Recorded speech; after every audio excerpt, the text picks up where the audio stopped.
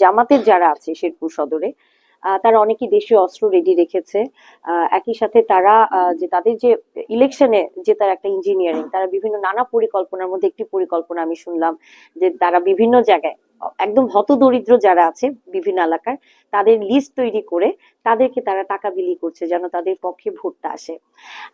শুধু তাই নয়, তারা বিভিন্ন ভাবে মানুষকে বায়াস করার চেষ্টা করছে। আর যেহেতু স্বতন্ত্র প্রার্থীও আছে, বিএনপির বিদ্রোহী হয়ে কাজ করছে, তা আমি চিন্তিত এবং শঙ্কিত একটি কারণে যে জামাত ইসলামী এবং স্বতন্ত্র প্রার্থী মিলে তারা হয়তো বা নির্বাচনের দিন কোন একটি অনাকাঙ্ক্ষিত ঘটনা তৈরি করতে পারে, যেটি আমার ভোটের মাঠে ক্ষতিগ্রস্ত হতে পারি আমি।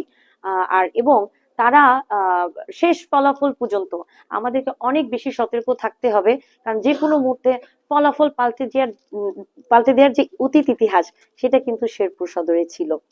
আর আরেকটি কথা, আমি মানুষের কাছে যে যে ধানের শীষের প্রতি যে ভালোবাসা পেয়েছি, আমি বিশ্বাস করি যে ধানের শীষের প্রতীকী এবার শেরপুর সদর এক আসন থেকে যাবে। যদি মেজর কোনো স্বতন্ত্র প্রার্থী এবং জামাত ইসলামী যারা আছেন তারা যদি ইঞ্জিনিয়ারিং না খেলে, কোনো গেম না খেলে, ইনশাল্লাহ আমরা পাশ করব। ইভেন এখনো আমার নির্বাচনী প্রচারণার যে ক্যাম্প, সেটি গতকালকে রাতে দুটি পুড়িয়ে দেয়া হয়েছে।